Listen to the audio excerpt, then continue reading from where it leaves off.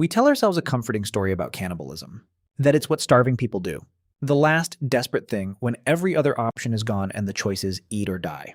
But look closely at the bones our ancestors left behind. Cut with stone tools, cracked open for the marrow, some of them shaped into cups. And a stranger truth shows up. Most of them weren't starving. They had food. They ate their own dead on purpose. And the closer you look at why, the less it looks like a horror story. And the more it looks like a funeral. Here's the first thing you have to let go of. This wasn't one cursed tribe in one dark corner of the map.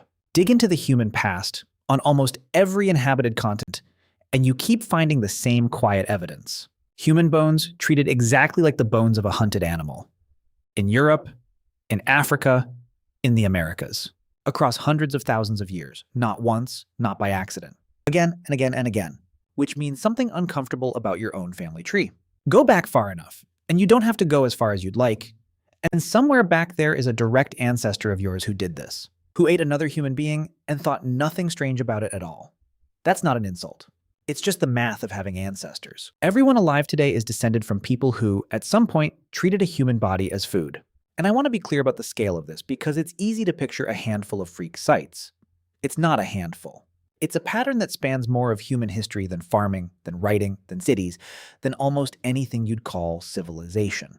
For the vast majority of the time, there have been creatures you'd recognize as human. Eating the dead was somewhere on the menu of normal.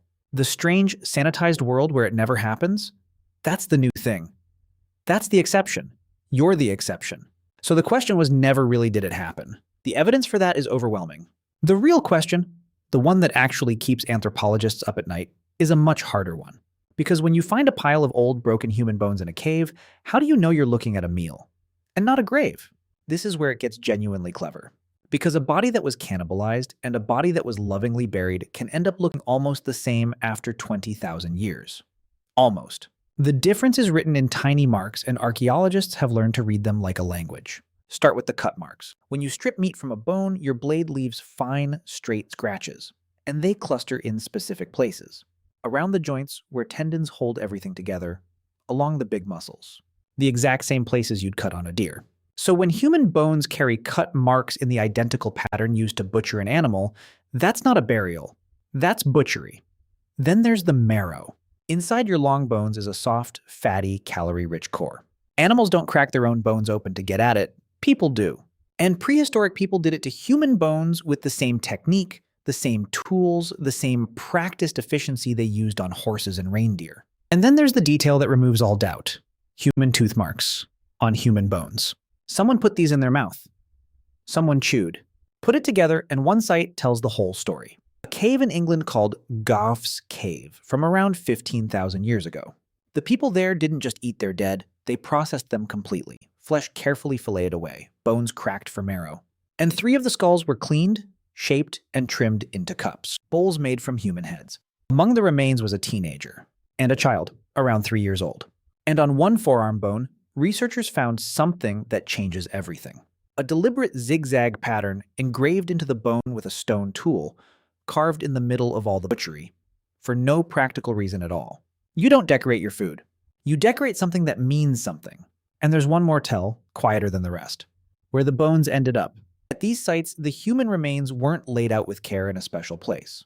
They were thrown into the ordinary trash, mixed in with the cracked horse bones and the broken deer bones and the rest of the day's garbage. Whatever these people were, in that moment they were treated as leftovers. Not as the dead, as dinner. Now push deeper into time. The oldest solid evidence we have runs back around 800,000 years at a site in Spain called Atapuerca. And this one is genuinely chilling, because the people doing the eating weren't even our species yet. They were an older kind of human, and they were eating their own kind. And they weren't doing it once, in a bad winter. The victims were mostly children and teenagers, killed and butchered and eaten across many generations. The same behavior repeated for a very long time. This wasn't a crisis, this was a habit.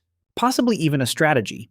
Eat the rival group next door, take their hunting ground, remove their children, and gain a meal in the process. Cannibalism as a way of life.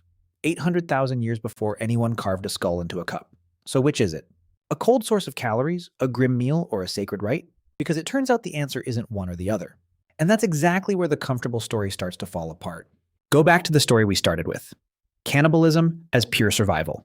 Bodies in the snow, no food for miles, and people doing the unthinkable just to see morning. That version is real. It has happened, but it turns out to be the exception, not the rule. And the bones are what give it away. Look again at that cave in England. These people were not trapped. They were not starving. Scattered through the very same cave are the butchered bones of horses, of deer, of smaller game. There was food.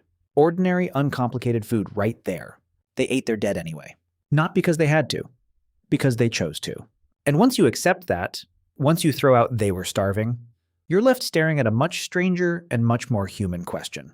If it wasn't hunger, then what was it? What could possibly be worth doing this, on purpose, with food sitting right next to you? It turns out there isn't one answer. There are two, and they are almost perfect opposites. One of them is about hate. The other is about love. Start with the darker one, because it's the one you'll find easier to believe. Imagine you've won. The fight is over, the enemy is down, and you want to do something that goes beyond killing him. You want to erase him, to take everything he was and make it nothing. For a lot of human cultures, the answer to that impulse was to eat him. We're not guessing here. We can still watch it in the historical record. In the Amazon, a people called the Wari practiced two completely different kinds of cannibalism, and they never confused the two. When they ate an enemy killed in war, it was an act of contempt, rage made physical. A way of saying, you are not a person to us anymore, you are meat. Think about what that does to everyone watching. If your enemies won't just kill you, but consume you, swallow you, so that nothing of you is left to bury or mourn, the fear that creates is a weapon all by itself. And there may be something even older tangled up in it. A belief you find again and again across the world, on continents that never spoke to each other. That when you eat something, you take its power into yourself. Eat the strong, and you become strong. Eat the brave, and their courage becomes yours. Eat a great warrior, and you don't just defeat him, you absorb him. His strength stops being a threat and starts being fuel. Look at that belief for a second, and you'll notice it never fully left us. We still say we're hungry for victory. We still talk about a rival being eaten alive. The metaphor is everywhere in your language, worn so smooth you never notice it. A fossil of a time when it wasn't a metaphor at all. So one reason is domination. The oldest power move there is to consume your rival so completely that he simply stops existing. That one we understand. It's ugly, but it's familiar. It's the other reason that's going to break your brain a little. Because those same wari, the ones who ate their enemies out of hatred, also ate their own beloved dead. Their parents, their children. And they did it out of tenderness. When someone died, the family didn't want the body to simply rot. To them, leaving a person you loved to decay alone in the cold, wet ground was a horror. A kind of abandonment. The cruelest thing you could do.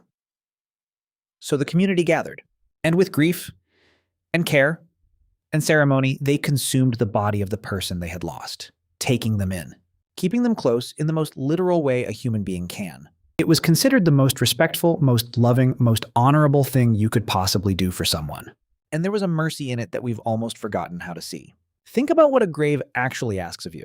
It asks you to take the face you love and leave it in the ground, and know that it is still out there, changing, decaying, while you try to move on. For the Wari, that was the nightmare. A body that lingered was a wound that wouldn't close. By taking the dead into themselves, they removed the thing that kept the grief raw. The person was gone from the world, but not lost, not rotting somewhere in the dark. They were carried. It was, in their eyes, how you set the living free. Sit with that for a second because it inverts everything.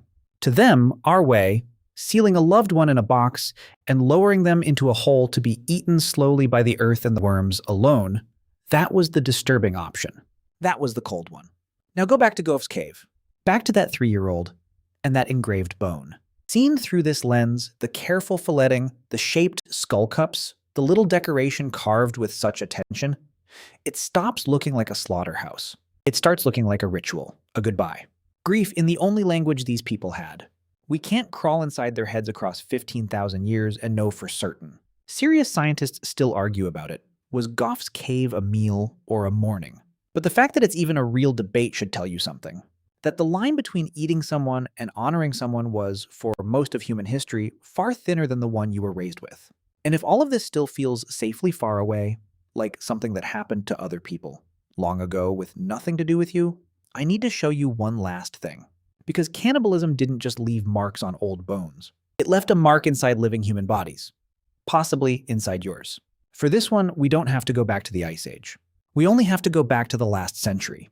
In the highlands of Papua New Guinea, a people called the Four had a funeral custom. When a relative died, the family ate the body. An act of love and mourning, the same idea we just met, to keep the dead close and help the living grieve. But something was hiding in that custom. A tiny twisted protein called a prion. Not a virus, not a bacterium, just a normal protein folded into the wrong shape. One that quietly turns other proteins wrong too. And it causes a disease with no cure, that eats holes in the brain over years. The Four called it kuru, the laughing death. It spread through the feasts, and it spread with a horrible logic. In the Four custom, the men tended to eat the muscle.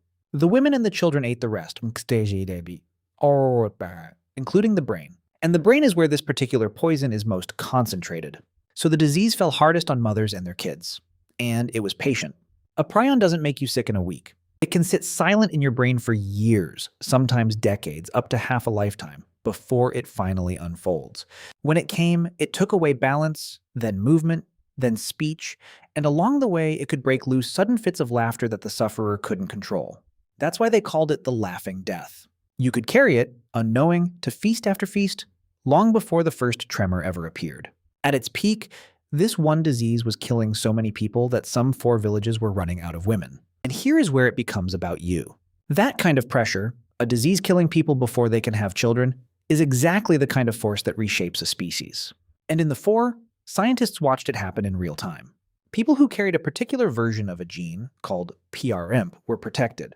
They could sit through those funerals and not get sick, so they lived, they had children. And in the span of a single century, a blink in evolutionary terms, that protective gene spread through the population. Cannibalism, quite literally, rewrote a human genome in living memory. Not as a theory, as something recorded in the genes of people still alive today. And now the big, dangerous question. That same protective gene in different forms isn't just in the Four. Versions of it are scattered all through humanity, all over the world. Some scientists looked at that and made a bold claim, that the only thing that could spread a defense like this so widely is if kuru-like epidemics happened over and over in our deep past. In other words, that we all carry the faint genetic echo of ancient cannibal feasts. Now, I have to be straight with you because this is where good science lives. That worldwide claim is fiercely debated. Other researchers ran the numbers again and argued the pattern comes from something else entirely, nothing to do with eating people. So this isn't settled. It's an open fight at the frontier. But even the careful, undramatic version is staggering. In at least one human population, we can prove that eating the dead was common enough, for long enough, to bend the course of evolution. This was never rare. It was never only the desperate. It was woven deep into what people did with the ones they lost. So let's come back to you, sitting there, almost certainly a little disturbed by all of this. That reaction, that deep, gut-level no, feels like it's built into you, like it's just human nature. It isn't, not really. For most of our species' existence, in most places, eating the dead in some form was simply one of the things people did. Sometimes in rage, often in love. The strong revulsion you feel right now is not ancient wisdom. It's a fairly recent set of rules taught to you by your particular culture, the same way the Wari were taught the opposite. To them, you're the strange one. You take the people you love most, and when they die, you hand them to strangers who drain them and paint them and seal them in a padded box, which you then bury in the ground and walk away from. On purpose. Forever. They would have found that unbearably cold. None of this is telling you to feel differently about your own dead. It's asking a smaller, sharper question. The line you think is fixed, the deepest, most obvious, of course we don't do that, turns out to be a line your ancestors crossed constantly for reasons of hatred and reasons of love. It was never the wall you imagined. It was always a door. And for most of human history, that door swung both ways. You ate something today and never thought about where the instinct came from. They ate someone and thought about it deeply, as war or as grief, or as the last kindness they could give. The strangest part isn't that they did it. It's that, given a slightly different accident of when and where you were born, so would you. If you made it this far, do me a favor and be honest in the comments. Not would you do it, something harder. If burying your dead in the ground had never been invented, if the only way your people had ever known to say goodbye was the Wari way, do you think you could tell yourself it was wrong? Sit with that one. And if this rewired something in how you see your own species, There's a whole series of these, the ordinary, unthinkable things that made you who you are. The last one asked a simpler question. Could you survive on nothing but raw food? The answer is stranger than you think. It's right there on the screen. Go find out.